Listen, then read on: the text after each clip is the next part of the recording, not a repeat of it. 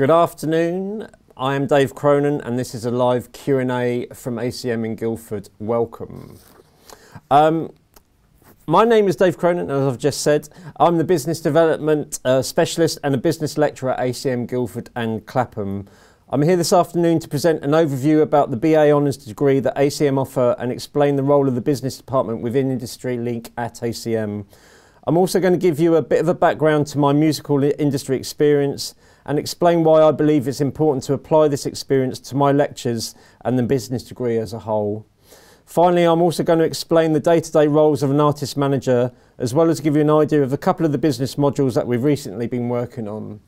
But as I discussed, I'm going to give you a bit of an overview to my career, just to give you an understanding of what I've done within the industry and how that sort of is applied to ACM. So in 1987, I worked at Rough Trade Records and Rough Trade Distribution. Was fortunate enough to work with bands like The Smiths, KLF, Suede, Depeche Mode, amongst many others. We were a very big independent record label and distributor at the time, and we were lucky enough to have a lot of #1 singles and a lot of #1 albums. After that, I had a couple of opportunities working at labels like Beachwood Music and Pias in Brussels, where I set up international departments for them and specialised in overseas licensing and distribution deals for both companies.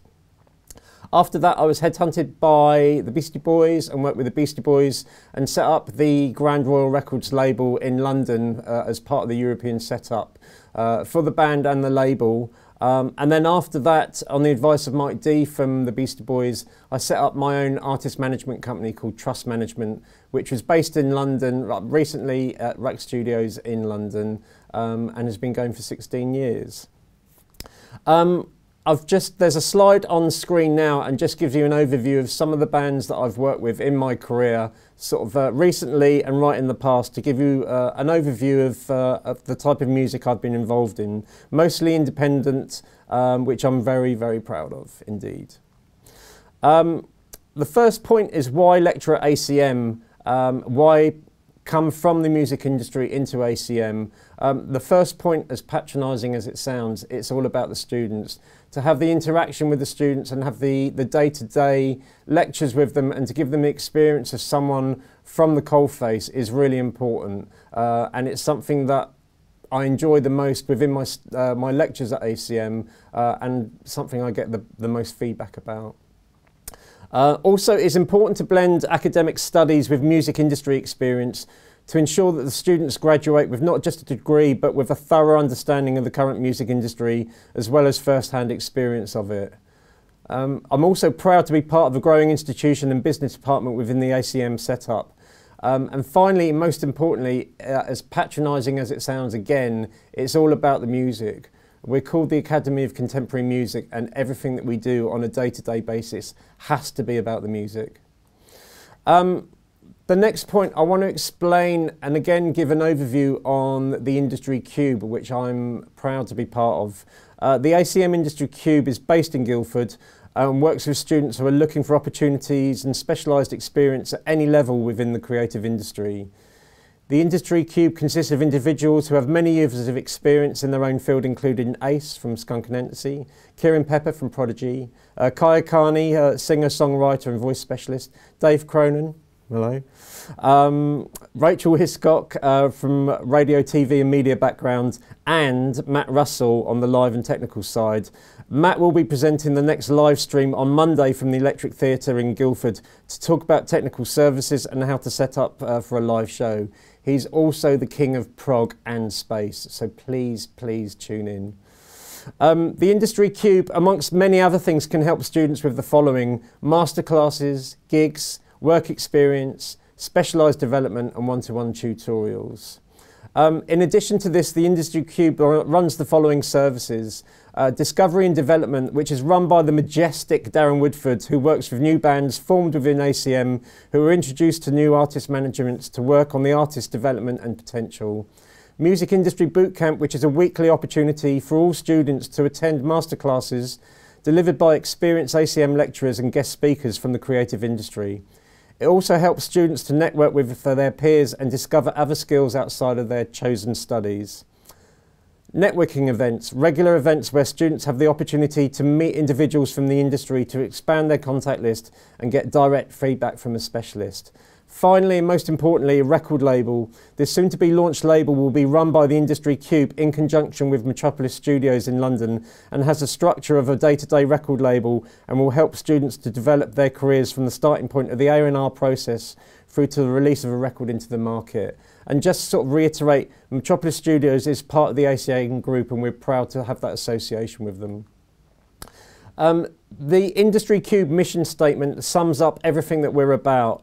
To align the student experience with the music industry frameworks, to provide all students with the tools they need to transition from education to their chosen sustainable career in the music business. It's as easy as that. Next, because of my artist management background, I just want to give another overview of the day-to-day role of an artist management to give an idea of everything that a manager does, especially in sort of modern times. So this is broken down with label deals, looking for label deals with either the majors or indies and gaining investment for recording, marketing, touring and advances. Publishing deals, sourcing like record deals, publishing deals to secure long-term and short-term contracts, including advances, to maximise the administration process and negotiate a high royalty rate. Also for creative pitching and potential collaborations. A music lawyer, finding a specialist music lawyer to help source label publishing deals and cover all relevant legal agreements, including the management contract itself. Booking agents, finding an agent or agents to cover worldwide bookings for the artists. Agents who have strong relationships with all kinds of promoters for all levels of shows, festivals and tour support options. Then accountants, finding an accountant who handle all the day-to-day operating costs of a sole trader, limited company or a partnership within a group. Merch companies and web stores, working with a company who produce quality, cost-effective and creative merchandise, who can turn around stock quickly when required and supply the demand for both touring and online sales. PR, radio and TV teams, whether working with a label or independently, you need to find the right people who will represent your artist within the media to maximise the limited opportunities across the board. Potentially expensive, but get the formula right and it can really reap dividends.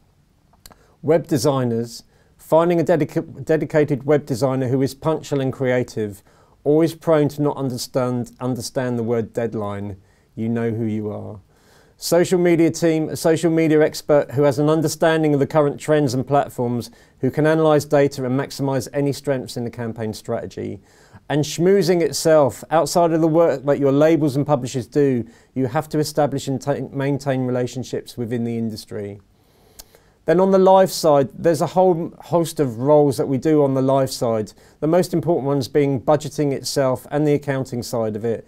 Tour managers and production managers, sourcing them for our bands and artists. Merchandise sellers, most of the time that ends up being the managers themselves. Doing visa applications, handling travel arrangements, looking at equipment endorsements and branding itself. So that is a brief overview of the day-to-day management role. If there are any more questions about management that you want to ask, please ask the questions at the end for the Q&A session and I will answer them for you. Next, there's a couple of case studies that we're doing on a business degree level that I want to just give you an overview on. The first one is a case study of At the Drive, in a band that I worked with in 2000. And this has been used as case studies recently in ACM Clapham for a module called A&R Principles. So At the Drive-In, we started working with them in April 2000, and after signing them, we got the album recorded, mixed, and released pretty quick. They returned, we first saw them play in the Monarch in Camden on 3rd of April 2000 in front of about 40 plus people. We got them to return in July where they played a sold out show at the Underworld in Camden. Then in August we released the debut single for Grand Royal called One Arm Scissor, where we achieved Single of the Week success almost instantly with Enemy, Sounds, Melody Maker and Cronen. The album itself was released on the 12th of September that year, and the album to date has sold in excess of 200,000 records since then. Shortly after that, we secured the front cover of Enemy and Cronen, and within a few days after that, we had the opportunity to do 2 live songs on Later with Jules Holland, which really was a game changer. Followed by a sold-out Electric Ballroom show in Camden again, and then another live TV performance of Rolodex Propaganda on TFI Friday. The highlight of this campaign was the band headlining the Enemy tour at the London Astoria, which was broadcast live on Steve Lamac's show on Radio 1. So the whole purpose of giving that case study is proving what can be done on the development side of finding a band and working with them, and in a short space of time sort of crossing them over into mass media and creating a lot of record sales, physical sales at the time as well. The next one is a case study for a module that we're doing at the moment called Advanced Business Studies. This is a level 6 module, and instead of looking at a strategy for an album campaign, we chose to look at the case study of a book, an autobiography by Johnny Marr, which I was fortunate enough to work on in 2016. So the first thing that we explain with the strategy is putting the team together. This includes finding a literary agent, a publisher and an editor, a US publisher, a lawyer, and a publicist for the UK, Europe, and the rest of the world, including North America. With the setup of the campaign, the key elements for the promo that we did before publication of the book, for me the highlights were doing a Radio 5 live interview with Simon Mayo, a Newsnight interview on TV.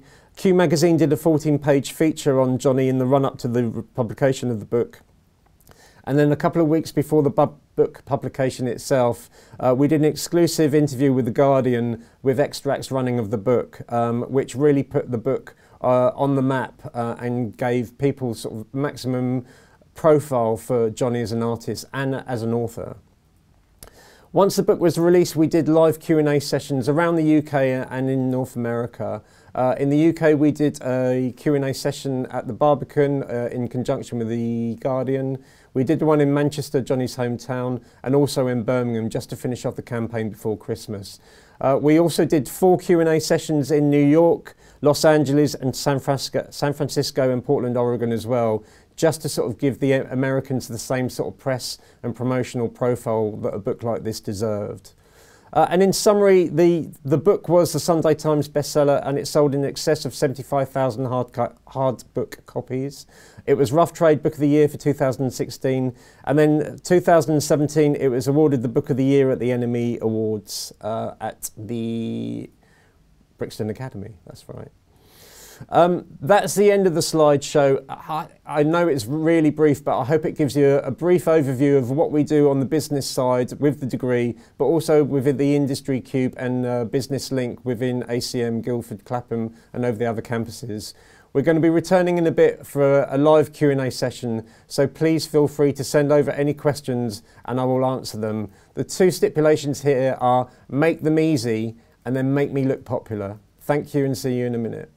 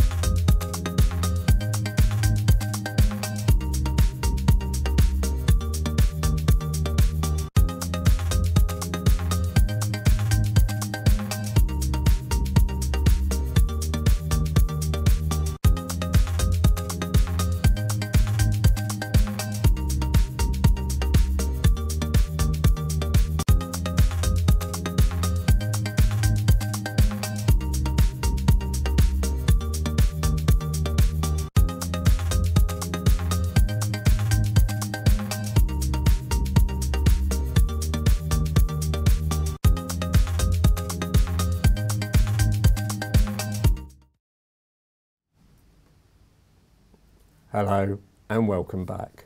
We are going to do a Q&A live session now, so keep those questions coming. There's a few questions from YouTube. Is the UK involved in a treaty with the US? If so, what is the treaty number for a W8 tax form for TuneCore, please?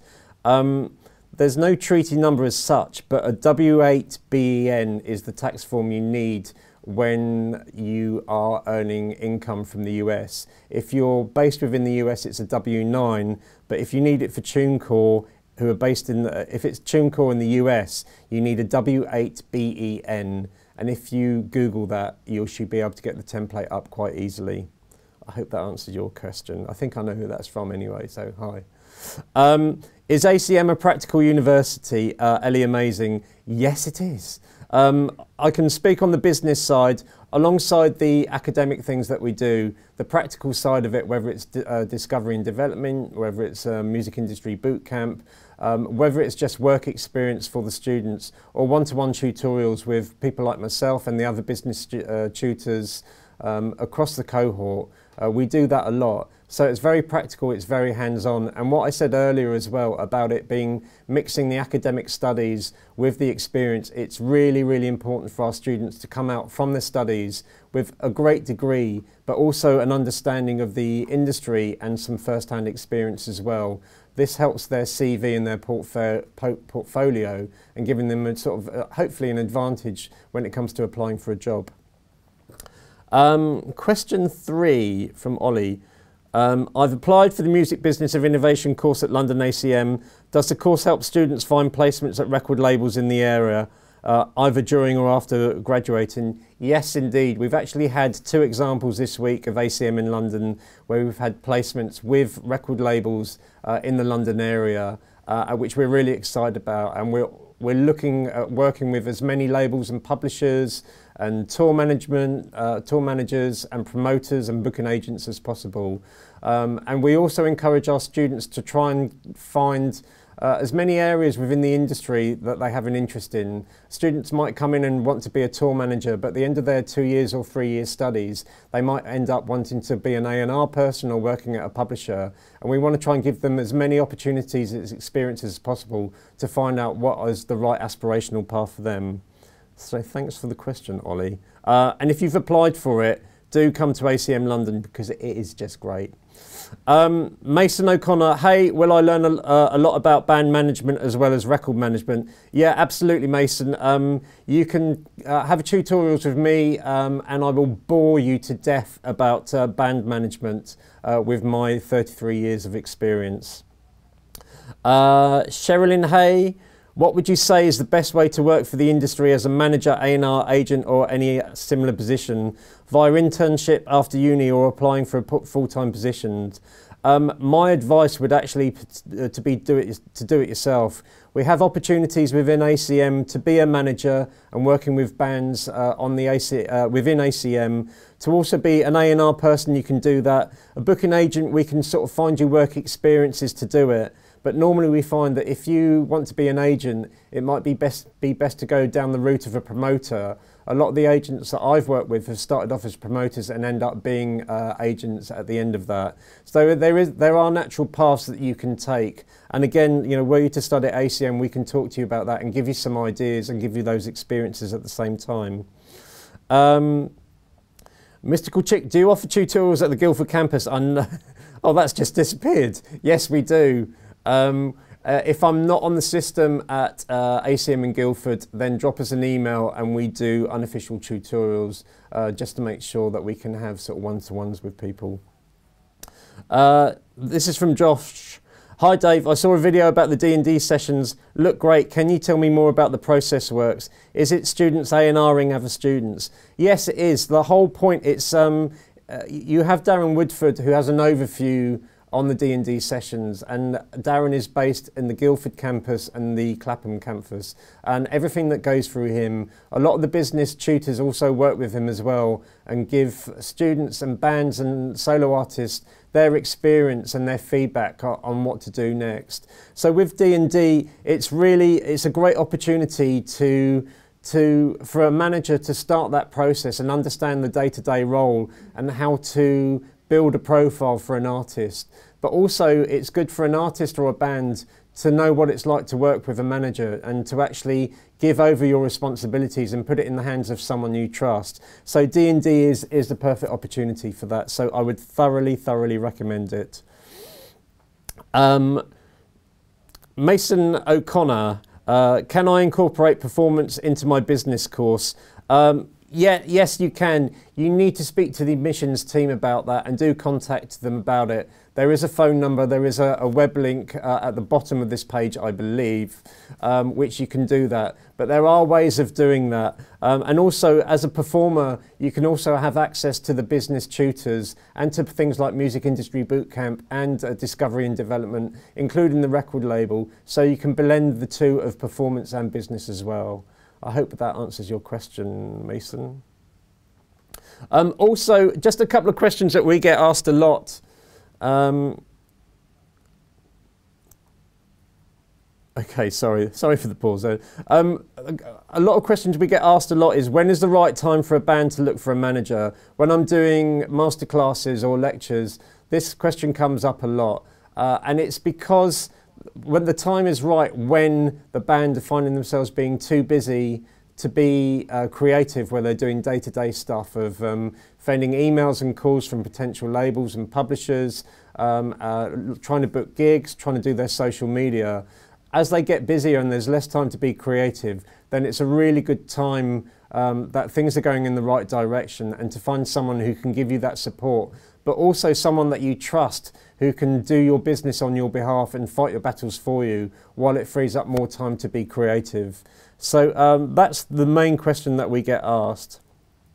Also, a new question, would it be worthwhile as a musician to know how to manage and promote yourselves? All the time, even with the help of the industry and the tutors that we have, we find it really important for business students and performance students and technical and across the whole sort of cohort to have an understanding of how to manage and promote yourselves. This is that's the whole point of ACM, so that you know how the industry works, you know how the industry changes on a day-to-day basis. And for you to have that understanding, so when you leave ACM, you have an idea, so that if you're an artist, you know what a management contract or a recording contract or a publishing contract will look like. You will know what the main terms will be, and we're here to give you that awareness, and I think that's really important, so that is a really good question. How do the elective modules get integrated into the music business courses? And if you want to learn more about one of the areas, can you do that in a tutorial? Again, speak to the admissions team or come to an open day at ACM and we can explain that to you in more details. But there are elective modules that do integrate into the music business course and work really well. But outside of there, if there's a specific area that you're focused on, that is your aspirational path, then do speak to us in the business department. And if it's not an elective module, if it's not one of your normal modules, we can find that experience and we can find that feedback for you as well. How does a typical manager deal, what does a typical manager deal look like? Sherilyn, it's really hard to explain that within this forum. There's a lot of points that need to be covered, and it's something that we've covered within the Music Industry Bootcamp over the past couple of weeks in Guildford. We'll be doing it in Clapham soon as well. But it would take me about half an hour to go through the main points. So again, if you do want to sort of contact me through email, I can sort of give you the headlines for it, but I would just bore everyone to death if I went through the main points.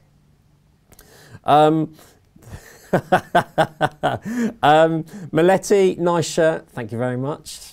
I wore it especially. Another question, what is your most rock and roll moment? This is a story that I really enjoy saying. When I worked for the Beastie Boys, and the Beastie Boys did the In the Round tour at Wembley Arena for 2 nights, we went backstage one afternoon just after soundtrack, and sitting on our sofa was Debbie Harry and Christine from Blondie and the Dalai Lama, which is very, very rock and roll. Even my mum was impressed with that at the time, and she was never impressed with anything. Are there any more questions? Can you be an independent artist and be successful? Yes, you can. And I think that if you read any of the sort of music publications or look at any of the online blogs at the moment, you'll see that the independent sector of the industry is in a really good state at the moment. That's not to say that the majors aren't doing a great job, because you look at their market share and the amount of income that they're earning, especially through streaming, they're doing an amazing job. But being an independent artist means that you can have control over your career, over your sort of creative and artistic path, and also you can have control over your business and with income streams, and you can maximise those opportunities if you're doing it for yourself. And my advice would be, if you could sort of build your own team around you and keep it tight, then being independent is a really good route to go. What type of experience opportunities have business students gained during their studies? Again, it's across the board. We have students working at festivals, at live events, shadowing tour managers, working at record labels, working at publishing companies, sync companies. Again, there's a lot of opportunities out there, and through the contacts that I have through myself, through Business Link and the Industry Cube, and as we sort of open up channels, you know, we're opening up great channels of communication with SoundCloud at the moment, PRS and PPL. PRS and PPL have been recently into our Birmingham campus and done a presentation on the importance of registration for both PRS and PPL. So there's a wide range of experience and opportunities there. A comment from Thibaut in Paris. Hey Thibaut, good to see you, or good to see you. I hope you can see me. I can't see you, obviously, but I hope you're well. More questions coming as well. Would you say streaming has a significant impact on songwriters? James Collins. James Collins, you're either around the corner from us or you're at home in Ruislip at the moment. One of our good students. Yes, streaming has made a significant impact on songwriters in the fact that over the past 2 years, the income from the streaming itself has bailed the record industry out. You'll see that every time you see a report, the billions of dollars that streaming is generating through streaming is quite incredible. And again, this can be done on the major side, but also on the independent side. Independent artists can now get millions and multiple millions of streams by building their profiles, by getting their names out there, by doing all the hard work. So yes, streaming has had a significant impact on songwriters from a profile point of view, and definitely from a financial point of view. Is it more beneficial to be your publisher than to be signed by one? I'm just trying to work that out. It might be more beneficial to be your publisher than to be signed by one. I think what you're getting at there is if you control your own copyright. If you don't have a publishing deal, you're effectively copyright control, which means that you can do that. But the advantages of working with a publisher is to ensure that all your registrations are done correctly with the correct rights societies, that all of the administration, especially around the world, is collected to the maximum potential. But also on the creative side, trying to get sync opportunities and features and collaborations with other artists. A publisher is really important for that. And publishers come in all shapes and sizes. Again, you get the major publishers, you get big independent publishers like Cobalt, but you also get great boutique publishers as well. You look at companies like Touchtones Music and Communion Publishing as well. They've got a small roster and they're very focused and they're very effective.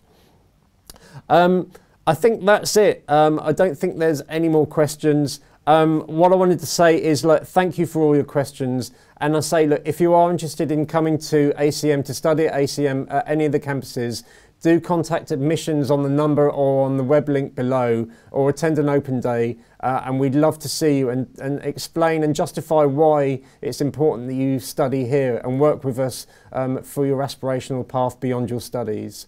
Thank you very much, have a good evening and take care.